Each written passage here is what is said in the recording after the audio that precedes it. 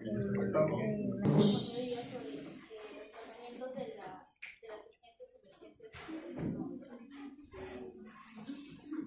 Como contenidos tenemos la introducción, vamos a hablar también de la distimia, el síncope vasovagal, también la crisis convulsiva, las conclusiones y al final la respuesta.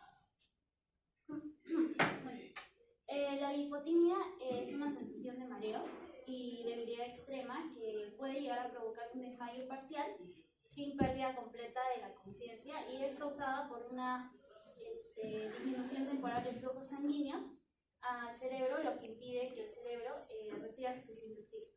Como síntomas tenemos mareo, sensación de inestabilidad, también llegan a presentar los pacientes sudoración fría y piel pálida, también náuseas o sensación de vacío en el estómago, también una debilidad generalizada y en algunas ocasiones visión borrosa o visión... Antes de continuar, eso es el mínimo tamaño de letra que tienen que poner, joven. No pongan. ¿Qué número de letra será? ¿Te acuerdas, Nicole?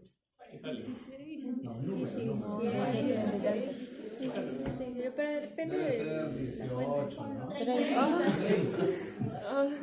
Es que normalmente yo no uso Canvas tiene creo que un formato distinto, ¿no? Pero está bien. 30 ya, si queremos meter más información, ahí también está lo suficiente, ¿no? No poner mucho texto. 30 o quizás ya 26, pues 28, ¿no? Pero no muy chiquita. A veces ponen una letra que es tamaño 8, ¿no? Pues ya, continuemos, por favor. Valentina. Con respecto a la etiología tenemos factores cardiovasculares que podrían ser la hipertensión ortostática, a veces una caída rápida de la presión arterial al cambiar de posición bruscamente. Claro, cuando hay un cambio brusco de posición, ¿no? Puede reducir el flujo cerebral y así ocasionar este tipo de complicaciones. También las arritmias cardíacas y la insuficiencia cardíaca es cuando el corazón no puede bombear suficiente sangre y también puede llegar a ocasionar esto. También tenemos factores metabólicos como la hipoglucemia y la anemia y factores ambientales como la exposición al calor y la deshidratación. También factores emocionales y psicológicos como quizás el estrés, la ansiedad o miedo intenso y reacciones emocionales intensas. Con respecto a los medicamentos, tenemos a los antihipertensivos, los diuréticos, sedantes y ansiolíticos. Y con respecto a los factores relacionados con la alimentación, el ayuno prolongado o el consumo excesivo de alcohol. Claro, eso lo vimos también cuando hablamos de fármacos antihipertensivos, ¿no? Recordemos que sobre todo los beta bloqueantes, los bloqueantes de canales de calcio, los inhibidores de la ECA, causan mucha hipotensión ortostática. Todos los antihipertensivos en realidad, pero esos tres son los que más causan. Entonces hay que tener en cuenta si mi paciente toma un fármaco antihipertensivo, como les decía, ¿cuándo es lo más frecuente que se puede presentar esto? Nosotros cuando trabajamos con el paciente, para facilidad nuestra, para visión directa, trabajamos con el paciente casi totalmente horizontal, en posición casi totalmente supina. Imagínense que le estamos haciendo una endodoncia, nos demoramos 20, 25, 30, 40 minutos. Y luego el paciente se pone de pie y se va caminando. ¿Qué puede pasar?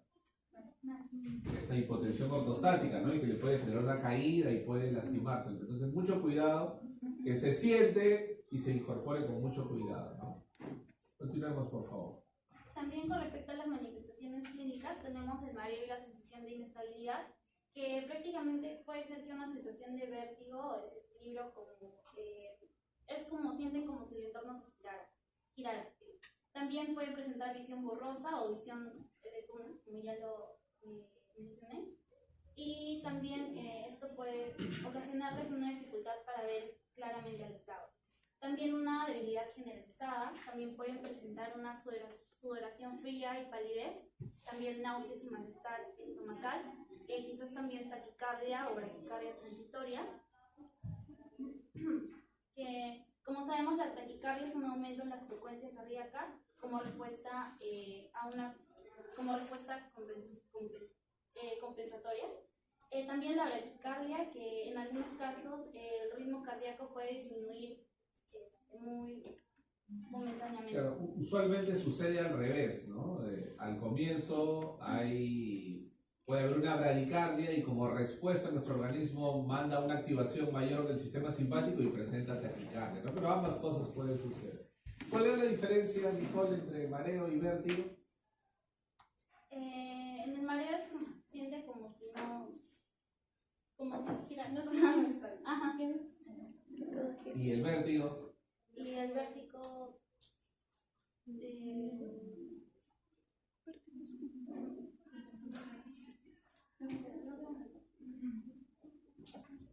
Claro, porque ambas cosas se pueden presentar en estos pacientes, ¿no? Usualmente la diferencia es que en el mareo, el paciente, como dice Nicole, siente esa sensación como que se va a caer, ¿no? Yo siento como que me estoy aproximando al piso, siento como que yo estoy dando vueltas. Y en el vértigo es lo contrario. En el vértigo nosotros sentimos como que todo alrededor nuestro empieza a girar, o como que todo se viene, ¿no? Como que el piso se viene hacia mí. Entonces es diferente. El vértigo, la persona es la que siente que se va a caer, se siente inestable. En cambio, en el vértigo es como que las cosas vienen hacia mí o empiezan a girar. Entonces, ambas cosas se pueden manifestar tanto en hipotimia como en síncope. También pueden presentar una sensación de desmayo inminente. Aquí los pacientes no pierden totalmente la conciencia, pero sí sienten que están a punto de desmayarse. También una confusión o dificultad para concentrarse y pueden llegar a presentar una respiración irregular.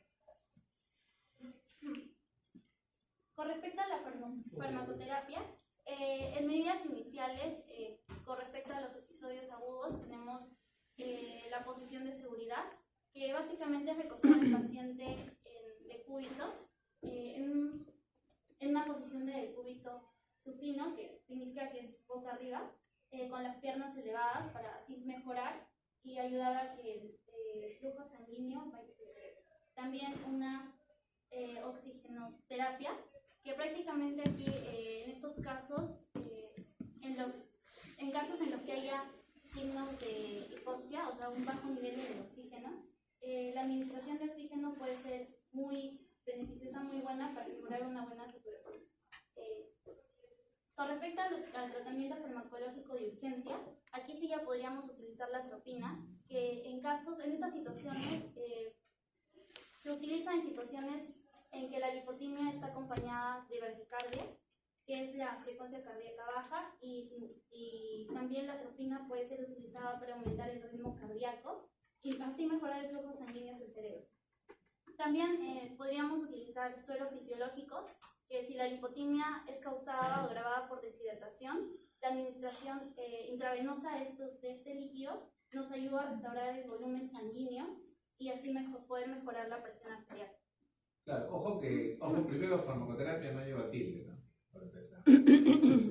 Y normalmente hay una diferencia sutil que en algunos casos no la establecen, como al parecer ha sido acá, ¿no?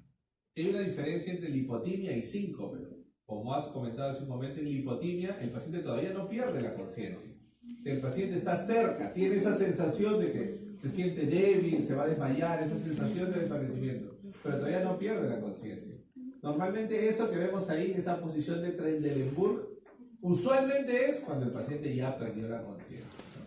Pero se podría aplicar también en este caso. Y la parte farmacológica solamente para aquellos que no responden a las medidas iniciales, como esa posición de Trendelenburg. ¿Ya? Ok, siguiente, por favor. Con respecto a también podríamos utilizar farmacoterapia preventiva, que esto sí ya lo utilizaríamos en casos recurrentes y crónicos, que podríamos utilizar fludrocortisona, que este es un corticosteroide que nos ayuda a aumentar el volumen de sangre y lo que nos puede ayudar a mejorar así la presión arterial y reducir la incidencia de lipotimia en personas que quizás tengan hipotensión ortostática. También podríamos utilizar la midodrina, que es un vasopresor que nos ayuda a elevar la presión arterial y es muy útil en pacientes que presentan episodios de lipotimia por hipertensión crónica o disautonomía. Y también podríamos utilizar beta bloqueadores. Bueno, con respecto al síncope vasovagal, vamos a ver, esto se define como una pérdida transitoria de la conciencia, pero este es por un tiempo breve y con una recuperación espontánea. y esto va a ser debido a una disminución súbita del flujo sanguíneo cerebral y suele ocurrir por una hipotensión ortostática, como la hipotimia también, pero también existen otros factores que van a desencadenar estos episodios. ¿Y qué será síncope? ¿Qué significa? Sayuri, ¿verdad? ¿Qué significa síncope, Sayuri? Como tal, o sea, la palabra, ¿qué significa? Así como decir disnea. Disnea es dificultad para respirar. Pérdida de la conciencia. Claro, síncope es igual a desmayo, síncope es igual a pérdida de la conciencia, como vemos ahí en la imagen, ¿no? Muy bien, continuemos por favor. Bueno, con respecto a la etiología, vamos a ver que esto se puede desencadenar, como ya dije, por ejemplo, otros factores desencadenantes como el estrés, el miedo, también como con un cambio de postura brusca, por ejemplo, si un paciente está sentado y se para al toque, entonces se para rápidamente. Un cambio brusco de posición. Ajá, un cambio brusco de posición. O también puede ser por factores metabólicos como la hipoglucemia o también por una disregulación autonómica. Esto ocurre cuando hay una actividad excesiva del sistema nervioso parasimpático y una inhibición del sistema simpático, lo que va a llevar a una caída de la frecuencia cardíaca, una bradicardia y vasodilatación, provocando una disminución del flujo sanguíneo cerebral. Y también puede ser otros factores ambientales, una exposición del calor excesivo o también la deshidratación. Claro, por eso se llama vasovagal, ¿no? Porque se produce por una activación de los vasos sanguíneos producida por una hiperactividad del nervio vago. Entonces, hay una vasodilatación generalizada, entonces la sangre se queda a nivel periférico, sobre todo en las venas de los miembros inferiores, y no retorna adecuadamente. Por eso es que el paciente pierde la conciencia. Y con respecto a sus manifestaciones clínicas, bueno, estos son muy parecidos con la hipotimia. Estos pacientes van a presentar mareos, náuseas, sudoración fría, visión borrosa y palidez. Estos síntomas son antes que pase el episodio del síncope, o sea, son síntomas crónicos. Y durante el síncope, bueno, es la pérdida de conciencia. Y al retomar la conciencia, estos pacientes pueden tener confusión y con respecto a la farmacoterapia, vamos a ver que esto es indicado para pacientes que no han tenido, para pacientes que tienen episodios recurrentes de síncope. Pero aquí lo que le decíamos hace un rato a Nicole, ¿no? ¿Cuál es el primer tratamiento para un paciente que ha tenido síncope? La posición 3 de Lo primero, ¿no? Y ojo que la mayoría de pacientes, casi todos van a responder con esa posición. En los primeros 2 o 3 minutos recuperan la conciencia, ¿no? Esto sería ya para ese porcentaje pequeño de pacientes que no reaccionan con la posición de tren de Leboeuf. Sí, se utiliza la fluorocortisona, aumenta el volumen sanguíneo y va a mejorar la presión arterial. Al ser un mineralocorticoide, ayuda a retener sodio y agua, lo que puede contribuir a estabilizar la presión arterial y va a ayudar a prevenir el episodio. Y también tenemos la amiodarona, que aumenta la presión arterial y mejora la perfusión cerebral. Actúa también como un agente agonista adrenérgico que va a provocar una vasoconstricción y va a elevar la presión arterial.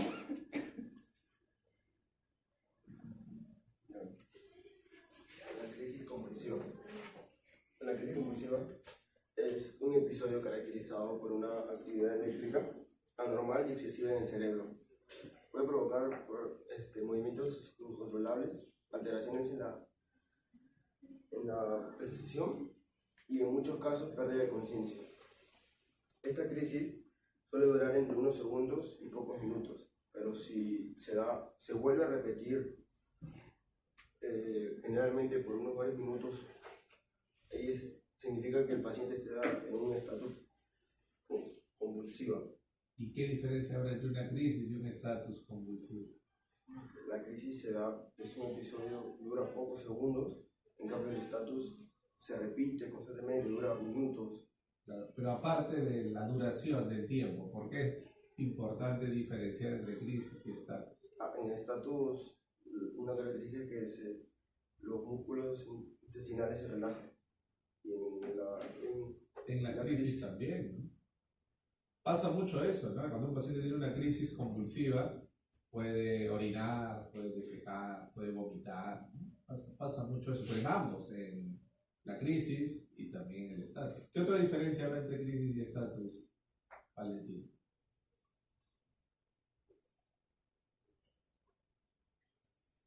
¿Alguien más del grupo que pueda apoyar a su compañero?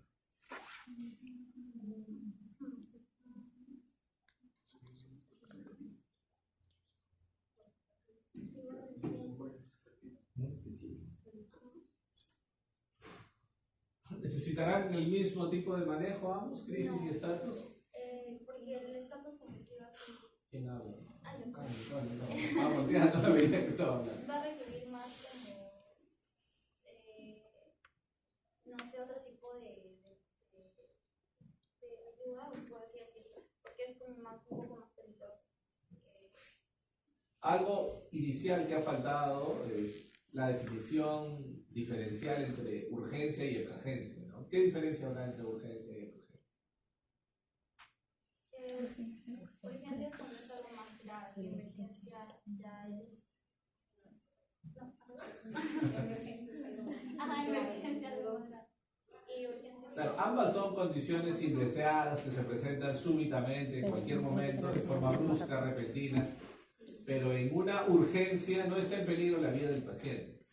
Una urgencia, por ejemplo, es una hipotimia, un síncope. En cambio, una emergencia es una condición en la cual sí, desde el inicio está en peligro la vida del paciente. Por ejemplo, una crisis convulsiva es una urgencia. Nadie se muere de una crisis convulsiva, nadie. Pero un estatus convulsivo es una emergencia. Como dice Nicole, si el paciente no recibe tratamiento inmediato, ahí sí, tratamiento de posicionarlo, ponerlo de forma segura, colocarle fármacos. El paciente está en una emergencia neurológica. Ese paciente, mientras siga convulsionando 10, 15 minutos de forma continua, va a tener muerte de grupos neuronales y puede llegar a morirse simplemente por la convulsión. Entonces, es una diferencia importante. A ver, continuemos, por favor. Como tipo de crisis convulsiva tenemos las crisis focales, que afectan solo una parte del cerebro y pueden causar síntomas específicos, dependiendo de la región cerebral implicada. En cambio, en las crisis generalizadas, involucran ambos hemisferios del cerebro, generalmente provocando una pérdida de la conciencia y movimientos musculares más generalizados. Como síntomas tenemos la pérdida de conciencia, movimientos musculares anormales, confusión o desorientación, pérdida temporal de la conciencia y pérdida de control de la vejiga e intestinos. Su etiología tenemos como factores estructurales tenemos la epilepsia, que es un trastorno neurológico que dispone convulsiones. También se presentan tumores cerebrales, pueden irritar el tejido cerebral y traumatismos craneales. Factores tóxicos y farmacológicos, tenemos la intoxicación por sustancias, que sea drogas, alcohol y toxinas ambientales. Uso y retiro de fármacos como antidepresivos, antipsicóticos y benzodiazepinas. Y el retiro de drogas o alcohol, específicamente en personas con consumo crónico o adicción. Ojo que una crisis convulsiva no solo se presenta en un paciente epiléptico, ¿no? Por eso hay muchos otros factores que pueden producir una crisis convulsiva. Incluso hemos visto ahora en la teoría 1, ¿no? Recuerden, una sobredosis de anestésico local también puede causar una crisis convulsiva. Entonces, hay muchos factores, ¿no? Hay algo que falta ahí, creo que no lo he visto. Hay algo que falta y que es muy frecuente acá en Perú como causa de convulsiones no epilépticas, o sea, que causa convulsiones a pesar que el paciente no es epiléptico. Hay una enfermedad que es muy presente acá. Porque dice factores estructurales, epilepsia, tumores cerebrales, traumatismos craneales, intoxicaciones por sustancias, uso, retiro de fármacos, retiro de drogas o alcohol, meningitis, encefalitis, pero hay algo más, hay una situación particular que es frecuente como causa de convulsiones no epilépticas acá en nuestro país. Alcohol, aparte del alcohol, que de hecho sí es también una causa, ¿no? ¿Qué será? Ya han llevado micro ustedes, ¿verdad? ¿Se acuerdan? Hay un parásito que puede causar, que se va a nivel cerebral y puede causar convulsiones. Eso es lo que está pensando. Eso es por leer mucho el trome. El virus come carne. El virus come ¿Se acuerdan? Algo que tiene que ver mucho con... algo que tiene que ver mucho con la carne de cerdo, ¿se acuerdan? La cisticercosis, ¿no? La cisticercosis. Que particularmente cuando uno come carne de cerdo que está infectada con este parásito y la carne no se ha cocinado bien, ese parásito llega por vía hematógena al sistema nervioso central y hace unos quistes en el sistema nervioso central. Y esos quistes funcionan como focos de origen de convulsión, ¿no? El paciente no es epiléptico, pero esos quistes hacen que tenga convulsiones recurrentes. Es la primera causa en Perú de convulsiones no epilépticas, ¿no? La neurocisticercosis. Ok. Muy bien, continuamos, Valentino. Bueno, Pasemos a ver el tratamiento. también existen causas metabólicas como la hipoglucemia, hipocalcemia y desequilibrio de electrolitos que pueden desencadenar crisis al inferir en el funcionamiento normal de las células nerviosas. También tenemos factores ambientales y el estilo de vida, como la privación de sueño, ya que la falta de sueño puede desencadenar crisis en personas susceptibles. Tenemos el estrés, que puede agravar la probabilidad de la crisis en personas predispuestas. Y el alcohol y drogas, que en consumo excesivo aumenta el riesgo de crisis en personas sin epilepsia. También tenemos factores relacionados con la edad, como las convulsiones febriles, comunes en niños pequeños, suele ser desencadenadas por una fiebre alta. Enfermedades neurodegenerativas en adultos mayores, pues el deterioro neurológico puede ser un gran factor. Manifestaciones clínicas. En crisis focales presenta movimientos involuntarios, conciencia intacta, comportamiento automatizado y confusión posterior a la crisis. Y en crisis generalizada tenemos la pérdida súbita de la conciencia, rigidez muscular, que es la fase tónica, y movimientos convulsivos rítmicos, que es la fase clónica, y la pérdida de control de los esfínteres. Tenemos la farmacoterapia, que es un tratamiento farmacológico de urgencia. Tenemos lo que es la benzodiazepina, que son los primeros fármacos en primera línea, debido a su rápida acción y eficacia en detener la actividad convulsiva. Actúan potenciando el sistema nervioso central, así induciendo un efecto inhibidor. ¿Qué benzodiazepina se utilizará? Lorazepam, diazepam y midazolam. Ya, usualmente diazepam primero, ¿no? Diazepam, pero podría ser también lorazepam. Midazolam, dependiendo si es un adulto o un niño, ¿no? Se prefiere en niños y midazolam. ¿Ya? Okay. ¿Qué más? ¿Cuál sería la segunda línea? Los anticonvulsivos, ya que estabilizan las membranas neuronales y así previenen las descargas neuronales adicionales. Como ejemplo tenemos la fenitoína, el diazepam y el valproato. Como conclusiones tenemos que la lipotimia y el síncope vasovagal y la crisis convulsiva son episodios clínicos que pueden presentarse de manera similar, como pérdida de conciencia, pero tienen causas de signos y manejos distintos. Reconocer las diferencias es fundamental para brindar un tratamiento adecuado y mejorar la respuesta ante una emergencia. El síncope vasovagal y la lipotimia suelen ser provocadas por factores externos o situaciones específicas, como el estrés, el dolor o la posición prolongada de pie.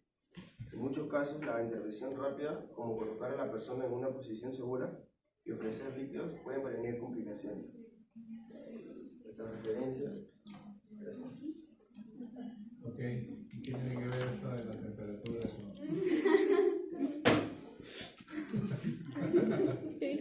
Hay convulsiones febriles también, en pacientes pediátricos. Ojo que los niños usualmente hasta antes de los 6 años su centro termorregulador no aprende a controlar bien esos excesos de temperatura. Entonces, antes de los 6 años sí puede pasar que un niño con una fiebre muy alta, 39, 39.5, haga convulsiones, ¿no? No significa que se va a volver epiléptico, no, simplemente que su centro termorregulador recién está madurando, pero eso pasa antes de los 6 años. Después de los 6 años ya eso no es común. ¿Ya? Ok. Siguiente grupo, por favor.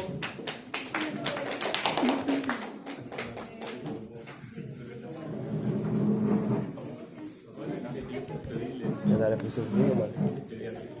miren.